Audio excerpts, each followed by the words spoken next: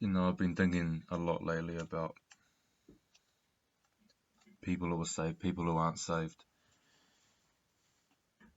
what it takes to save someone, and that you can't save everyone. And this has come about because I've intersected and crossed paths with a few people who are lukewarm Christians, who are agnostic, who are atheists. And it hurts, but you can see it sometimes that they're not in a position right now to be saved. Not just saying goodnight to my mum. It is what it is. And it's hard. It doesn't mean you don't try to save someone. It doesn't mean you don't give someone the grace of God.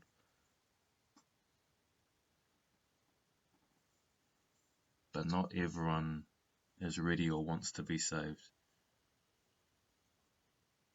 Sometimes when you do all you can do, you've just got to give them space and let it be. They can go for a walk with God, giving someone a connection to Christ, trying to open that door. But that goes for relationships too. If you've got a boyfriend or a girlfriend or whatever it may be, and you're treating them so well, but they just don't want to be saved, they're still trying to live for the world or for someone else, stop trying. You can't save them. A friend who's spiraling down a bad path, you can try and try and try. Sometimes you can't save them, but you can always be waiting there for the time that they're ready, they're willing and waiting to receive. And this hits close to home, not for an external reason, but for an internal reason, because I denied Jesus for a long time.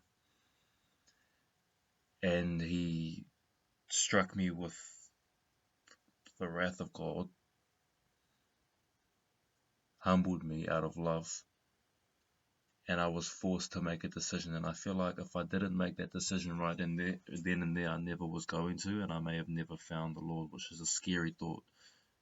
It's a very scary thought because of how much love and gratitude I have for him and for the space that I'm in now. But I'm well aware that if I didn't make a decision, that's all it took was a decision.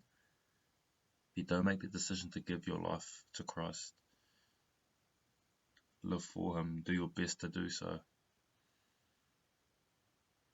If someone's not willing to make that choice, they're probably not ready to be saved, at least just yet. There's a verse that I found in the second book of Thessalonians, chapter 2, verse 10 to 12. I'm reading out of the ESV. It goes, "And with all wicked deception for those who are perishing, because they refuse to love the truth and so be saved. Therefore God sends them a strong delusion, so that they may believe what is false, in order that all may be condemned who did not believe the truth but had pleasure in unrighteousness." If people aren't ready to be saved, there's still a degree of indulgence in something in the world that they can't quite let go.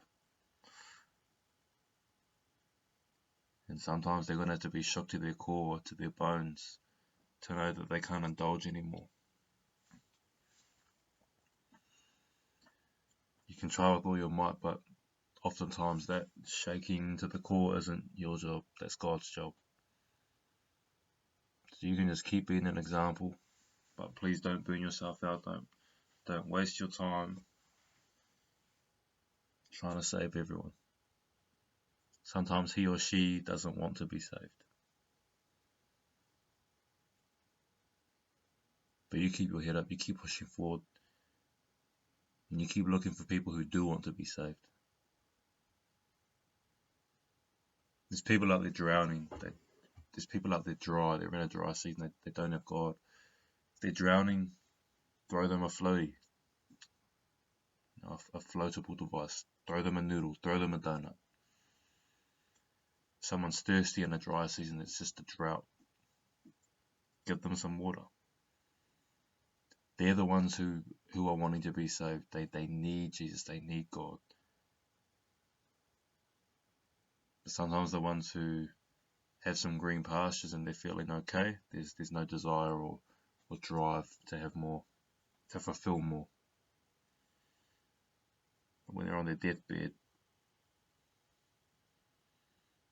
There just might be.